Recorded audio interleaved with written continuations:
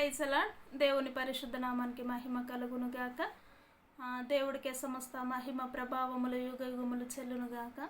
ఈ ప్రత్యేకమైనటువంటి సమయాన్ని దేవుడు దయచేస్తూ ఈ విధముగా నడిపిస్తున్న విధానమును బట్టి ఆయనకే సమస్త మహిమ ప్రభావములు చెల్లునుగాక. ఈ ప్రత్యేకమైనటువంటి సమయంలో ఒక్క లేఖనాన్ని మనం చూసుకుందాం. పరిశుద్ధ గ్రంథంలో ఎఫెసీయులకు రాసిన పత్రిక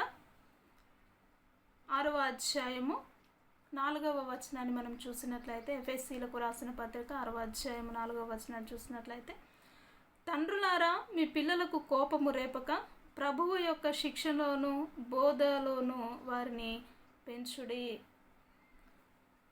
ఎఫెసీయులకు రాసిన పత్రికలో పౌలు గారు ఎఫెసీ సంఘము ద్వారా లేక అక్కడ ఉంటున్న వారి ద్వారా మాట్లాడుతూ వస్తూ ఉంటున్నారు. ముందుగానే తండ్రులారా మీ పిల్లలకి కోపము రేపక ప్రభువు యొక్క శిక్షణలో బోధలో పెంచండి అని మాట్లాడుతూ ఉంటున్నాడండి.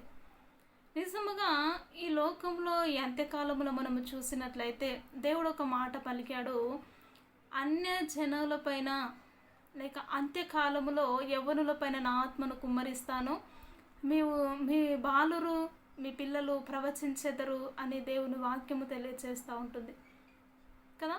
అయితే ఇక్కడ మరలా ఏం మాట్లాడుతూ ఉంటున్నారు, తండ్రులారా మీ బిడ్డలకు మీరు కోపము రేపకండి, కోపము రేపకుండా మీరు ప్రభు యొక్క శిక్షలో బోధలో పెంచండి. శిక్ష వేరు, బోధ వేరండి. శిక్ష అంటే మనము నడిచే విధానమును బట్టి వారికి చూడడమే శిక్షణ.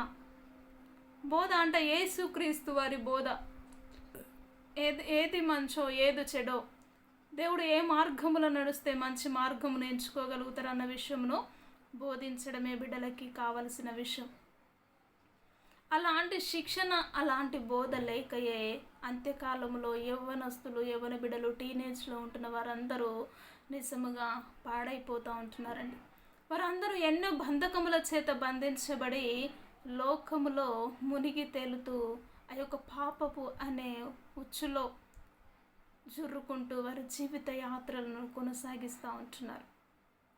తల్లిదండ్రులు అంటే భయము లేకుండా, విధేయత లేకుండా వారు జీవిస్తూ ఉంటున్నారంటే కేవలము వారి తల్లిదండ్రులు వారిని పెంచవలసిన విధముగా పెంచలేకపోవటమే, వారికి చూపించిన మార్గము, శిక్షణ బోధ సరైనటువంటి మార్గములో లేకపోవడమే అని మనము గమనించవచ్చు. కాబట్టి అట్టి తరము రాబోయే రోజుల్లో బహుభయంకరమైనటువంటి భ్రష్ట సంతానముగా ఏర్పడుతూ ఉంటుంది. దేవునికి సమయాన్ని ఇవ్వక వ్యర్థమైనటువంటి వాటికి సమయాలను ఇస్తూ ఇప్పటికే ప్రపంచము బహుభయంకరంగా పాడైపోయింది ఫోన్ ఎడిక్ట్ చేత కదా. ఎవరు చూసిన ఫోన్. కాబట్టి ఫోను ద్వారా సాతానుడు ప్రతి యవ్వన బిడ్డను, ప్రతి యవ్వన స్త్రీని, టీనేజ్లో ఉంటున్న వారి నుంచి వృద్ధాపంలో ఉంటున్న వారందరినీ కూడా పట్టివేశాడు. కాబట్టి అలాంటి శిక్షణ నుంచి తొలగించొద్దు అని అంటే బిడ్డలను దేవుని యందు శిక్షల్లో బోధలో పెంచుకోవాలి. ఆ విధముగా పెంచినప్పుడే రాబోయే రోజుల్లో నీ సంతతిని ఆశీర్వదించబడుతుంది. దేవుడు అందులో నుంచి అద్భుతమైనటువంటి సేవకురాండ్రను తీసుకొచ్చి పాడైపోతున్న ఈ లోకములో, పతనమైపోతున్న ఈ లోకములో నమ్మకమైనటువంటి దాసులుగా నిలబెట్టడానికి దేవుడు మార్గాన్ని చూపిస్తూ ఉంటాడు. అటు మార్గాన్ని చూపించాలి అంటే మొదటిగా తల్లిదండ్రులైనటువంటి మనము బిడ్డలను పోషించే విధముగా ప్రభువు యొక్క శిక్షణలోను బోధలోను, ఆయనను బోధించే విధముగా బోధల్లోనూ మనము పెంచేవారం ఉండాలి. అటు కృప నేటి వరకు నువ్వు నీ బిడ్డలను పెంచవలసిన విధముగా పెంచలేక అవమానపడుతూ వచ్చావేమో, నువ్వు యేసయ్యను పరిచయం చేసినట్లయితే యేసయ్య వారి జీవితములను మార్చి ఒక ఉన్నతమైనటువంటి స్థానంలో ఉండాలని ఆయన ఆశపడుతూ ఉంటున్నాడు. కాబట్టి అటు జీవితము అనుగ్రహించలాగున ప్రార్థన చేద్దాం. మహోన్నతుడా, జీవము కలిగిన తండ్రి, నిజముగా నీ సన్నిధిని ప్రభు మేము ఆస్వాదించడానికి మా బిడ్డలను నీ శిక్షణలోను బోధలోను పెంచగలిగిన కృప, అటు ఆత్మీయ శక్తిని ప్రభు మాకు మీరు దయచే.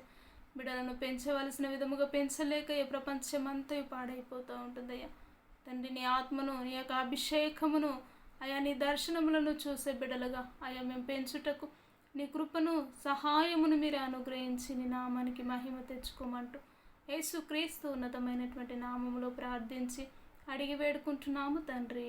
ఆమెన్. Praise lord. వీడియో నచ్చినట్లయితే లైక్ చేయండి, షేర్ చేయండి, కామెంట్ చేయండి, సబ్స్క్రైబ్ చేసుకోండి. ప్రైజ్ లార్డ్ అందరికీ.